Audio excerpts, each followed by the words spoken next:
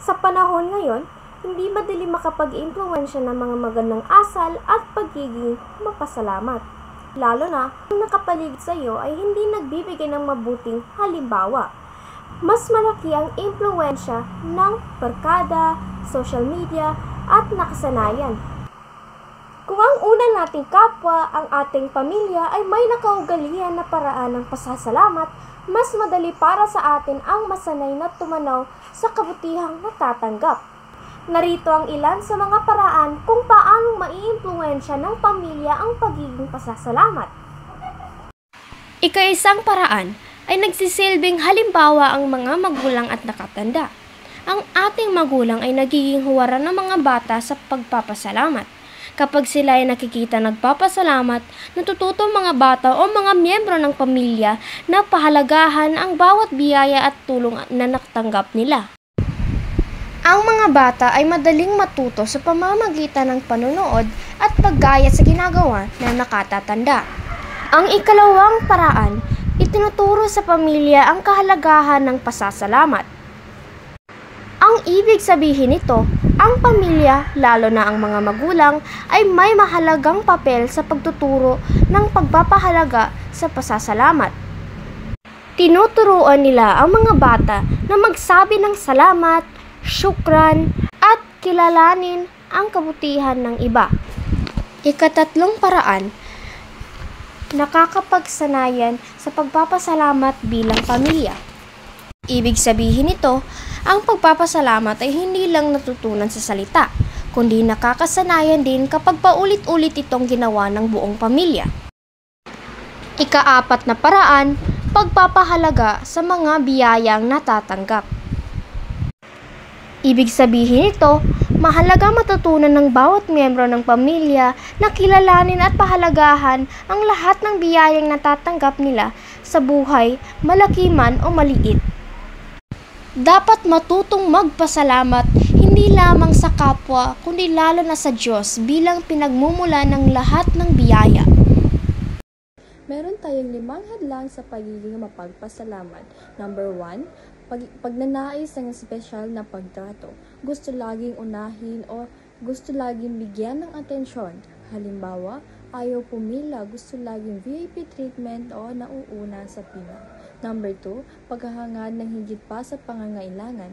Hindi kontento kahit sapat na ang meron. Halimbawa, may cellphone na, pero gusto pa rin ng bago at mamahalin. Number 3, pagbibigay ng prioridad sa pansariling kagustuhan. Inuuna mo ang gusto mo kaysa sa dapat mong unahin. Halimbawa, bumibili ng mamahaling gamit kaysa bayaran ng importanteng gastusin. Number 4, paghihintay sa iba na kumilos pa para sa kanila. Ito na yung hindi gumagawa ng paraan at puro asa na lamang sa kanilang kaklase. Pagiging pabuhat sa mga group project. Number 5, kawalan ng kakulangan ng pasasalamat. Ibig sabihin, hindi sila marunong magpasalamat kahit may natanggap na tulong o kahit konting regalo na natanggap. Kahit ganon, kailangan pa rin nating magpasalamat sa kanila. Kahalagaan ng pakikipagkumbaba. Ang pagiging pagkumbaba ay ang pagkilala sa sariling kakayahan pero hindi pagyayabang. Hindi ito kahinahan kundi tanda ng tamang pagtingin sa sarili. Hindi sobra, hindi kulang. Ang makapagkumbaba ay marunong magpasalamat sa Diyos at sa kapwa-tao sa mga biyayang natatanggap. Dahil dito, natututo tayong pahalagaan ang ibang tao at mas nakikita natin ang kabutihan ng Diyos sa buhay. Buod, ang pagiging pagkumbaba ay nagpapakita ng tamang pagtingin sa sarili, nagpapalawak ng kapag-unawa at pagdudulot ng pasasalamat sa Diyos at kapwa. Assalamualaikum. Ang aking i-report ngayon ay kahalagahan ng pasasalamat sa Diyos. Ang pasasalamat sa Diyos ay hindi lamang simpleng pagtanaw sa mga material at di konkretong biyaya niya sa araw-araw. Ito ay isang aktibong pagpapahayag ng ating pagkilala sa kanyang pag-ibig, kapangyarihan at kabutihan sa ating buhay. Bilang mga anak niya na nais mapalalim ang ugnayan sa kanya, Ang pasasalamat ay nagsisilbing tulay na nag-uugnay sa ating puso at sa kanyang dakilang presensya. Sa bawat pagkakataon, nagpapasalamat tayo lalo nating nararamdaman ang kanyang pagmamahal at gabay sa ating buhay. Number 1. Pagpapalakas ng pananampalataya. Sa pamamagitan ng ating mapagpasalamat sa Diyos o ang Allah, pinalalakas natin ang pananampalataya sa Kanya. Kapag tayo ay nagpapakita ng pasasalamat, ipinahahayag natin ang ating tiwala sa Kanya, kabutihan at plano sa ating buhay. Ang pagpapalakas daw ng pananampalataya ay pinapalakas mo ang pananampalataya mo sa Kanya dahil yun ay pinapakita mo yung pasasalamat sa lahat ng ibinigay sa iyo ng Allah at lahat ng biyaya. Number 2.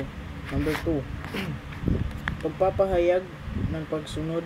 Ang pasasalamat sa Diyos ay nagpapakita ng ating pagsunod sa Kanyang kalooban sa pamamagitan ng pagpapahayag ng pasasalamat. Naipapakita natin ang ating pagkilala sa Kanyang soberanya at kapangyarihan sa ating buhay. Ang pasasalamat sa Diyos ay tanda ng ating pagsunod at tiwala sa Kanyang kalooban. Tuwing tayo ay nagpapasalamat, kinikilala natin na lahat ng biyaya ay nagmula sa Kanya at handa tayo sundin ang Kanyang plano para sa atin. Number 3. Pagpapalakas ng ugnayan. Pagpapasalamat daw sa Diyos ay nagpapakita sa atin ng ating ugnayan sa Kanya. Sa pusong puno ng pasasalamat, Ipahayag ang pagsasalamat sa kapwa ay naghuhulugan ipakita o iparating sa iyong pagsasalamat sa ibang tao, maaring sa pamagitan nito ng salita, kilos o gawa. Ang paglingkuran ang kapwa na naman ay nanghuhulugan tumutulong o magbigay ng serbisyo sa ibang tao ng may malasakit, kabutiang loob at walang hinihintay na kapalit.